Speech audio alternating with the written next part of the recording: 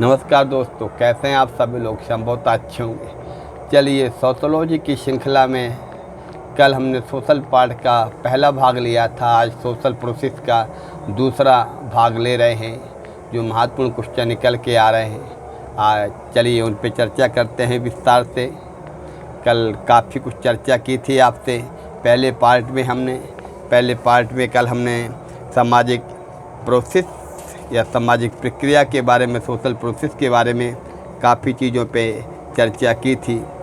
जैसे हमने सहयोगी सामाजिक प्रक्रिया, असहयोगी सामाजिक प्रक्रिया बताया था आपको कल के वीडियो में कि सहयोग, सात्मीकरण, समझौता, व्यवस्थापन, एकीकरण, ये सारी चीज़ें सहयोगी में आती हैं। असहयोगी में आती हैं आपकी प्रतिस्पर्धा, संघर्ष, विद्रोह, हिंसात्मक, प्रतिकूलता। मेकाई वन पेज ने सहयोग के दो पक्ष बताए, प्रत्यक्ष, अप्रत्यक्ष।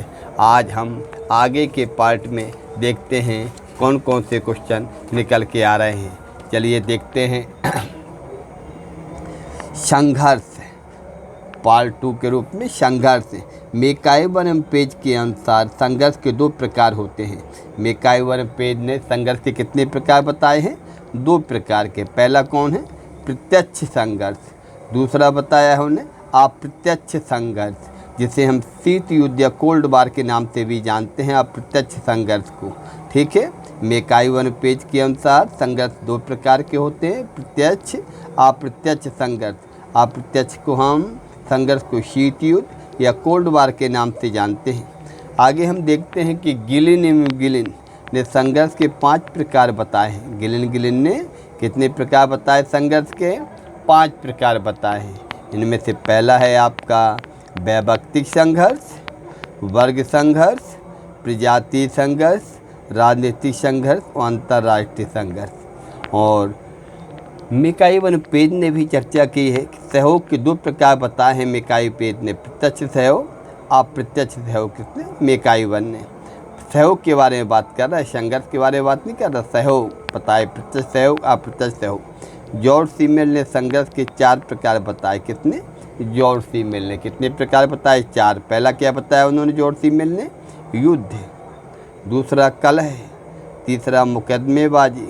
तीसरा है अवैयक्तिक आदर्शों के लिए संघर्ष।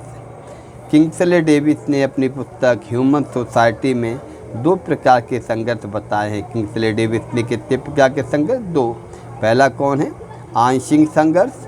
दूसरा है पूर्ण या संपूर्ण संघर्ष। आगे हम देखते हैं, कोजर ने अपनी पुस्तक the function of social conflict में संघर्ष के 2 प्रकार बताए। किसने?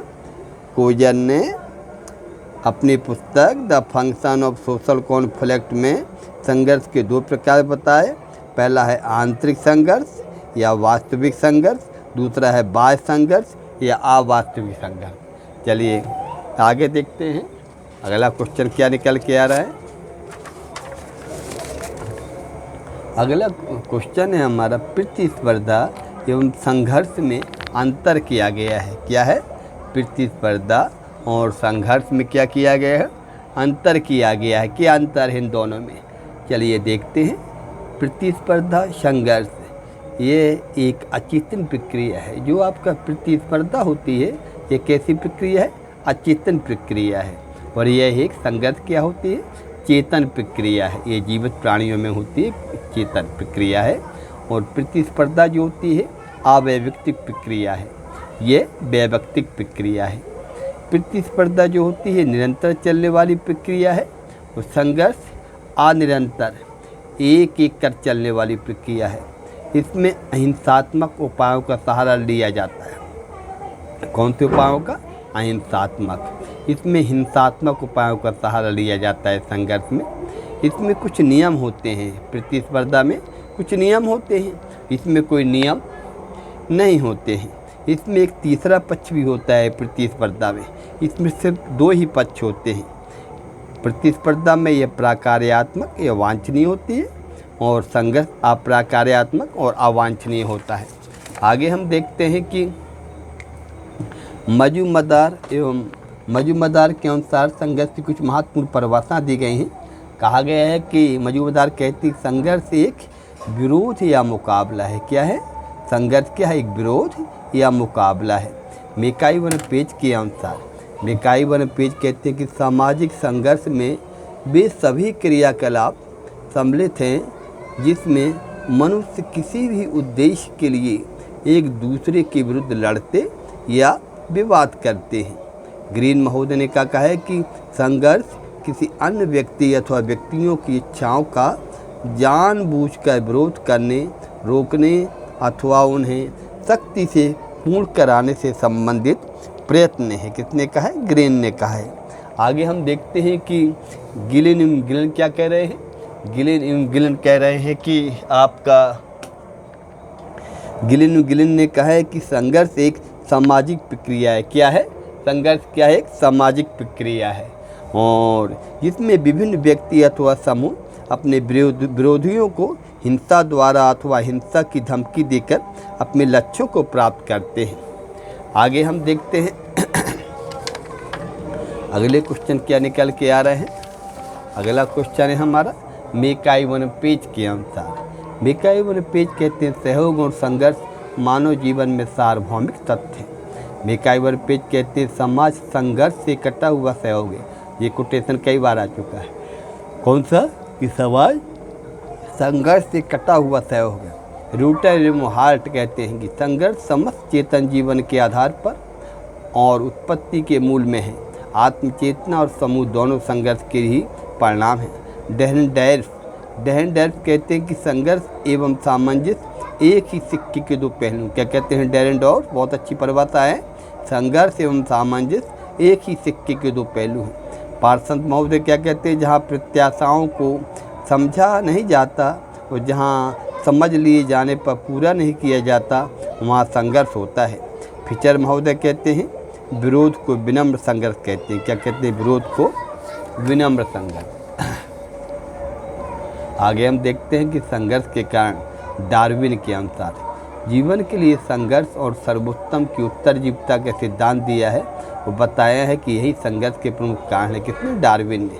माल्थस कहते हैं कि जीवन के साधनों की कमी को संघर्ष का कारण, जीवन के साधनों की कमी को संघर्ष का कारण मानते हैं। कौन? माल्थस। फ्रायड महोदय कहते हैं कि मनुष्य में जन्मजात हिंसा की प्रवृत्ति संघर्ष का मुख्य कारण है। कार्ल मार्क्स कहते हैं कि उत्पादन प्रणाली पर नियंत्रण के लिए संघर्ष होता है। आर्थिक असमानता ही संघर्ष का प्रमुख कारण है।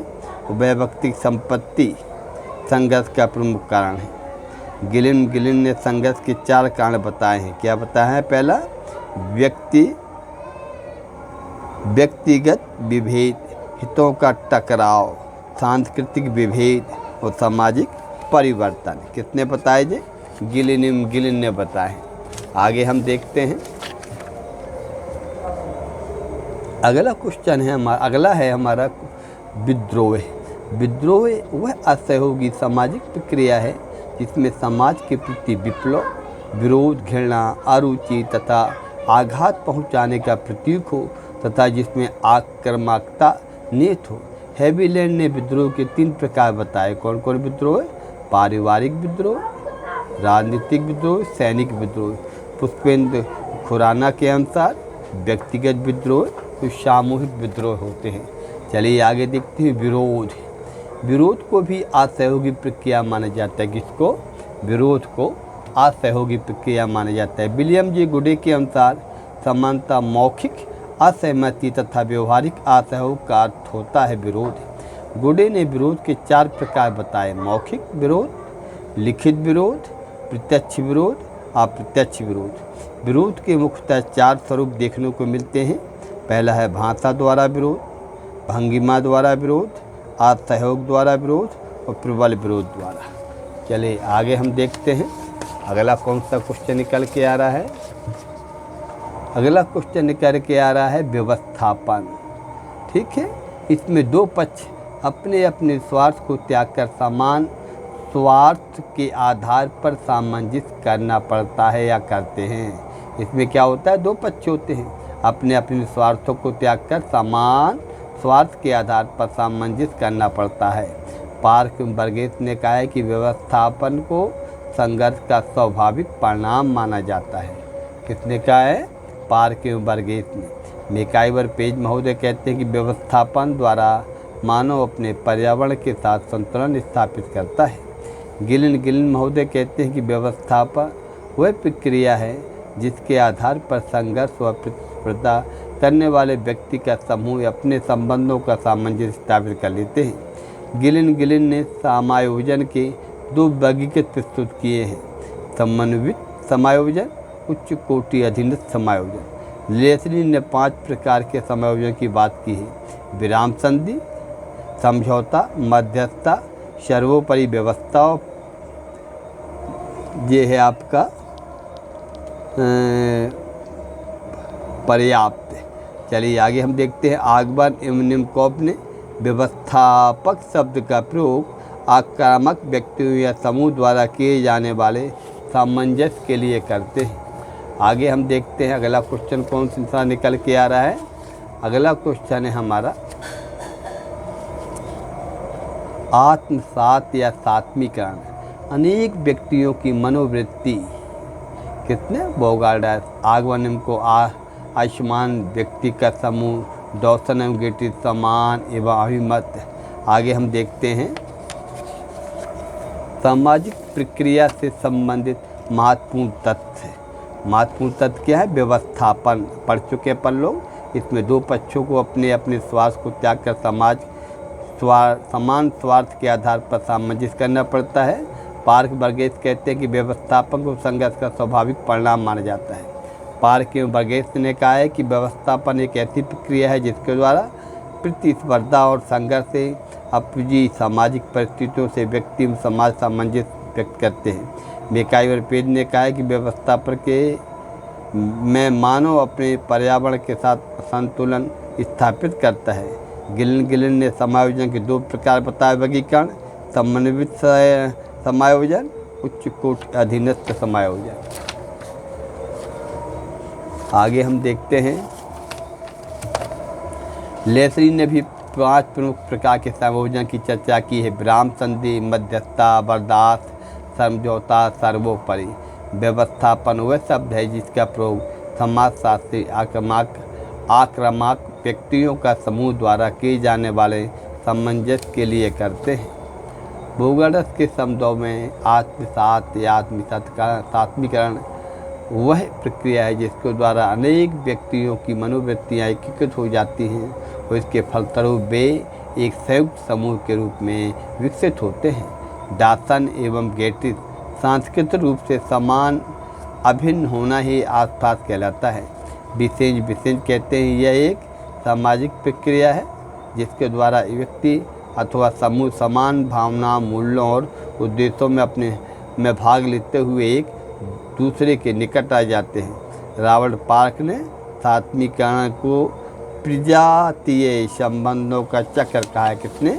आपका रॉबर्ट पार्क। बहुत अच्छा कोटेशन है। अगला क्या है क्वेश्चन? सात्मीकरण के प्रकार। विलियम जी गुडिन 2 बताए, आंशिक सात्मीकरण और पूर्ण आत्मसात्मीकरण। विलियम मैकडूगल ने 2, घनिष्ठ आत्मसातीकरण और सामान्य सातीकरण। चलिए दोस्तों, अब हमारा जो सोशल प्रोसेस है, सामाजिक प्रक्रिया है, इसके दोनों पार्ट संपन्न हो चुके हैं। अगले वीडियो में अगले विषय के साथ मिलेंगे आपसे। तब तक के लिए नमस्कार। वीडियो को कृपया करके लाइक करें, कमेंट करें। अगर अभी तक आपने शेयर नहीं किया है तो शेयर करें और कमेंट के द्वारा एक थोड़ा सा अपनी मनोदशा बताएं कि आपकी पढ़ाई कैसी चल रही है, किस प्रकार आप पढ़ रहे हैं। और दूसरी चीज़, लाइक करने का भी कष्ट करें। चलिए मिलते हैं अगले वीडियो में। नमस्कार दोस्तों।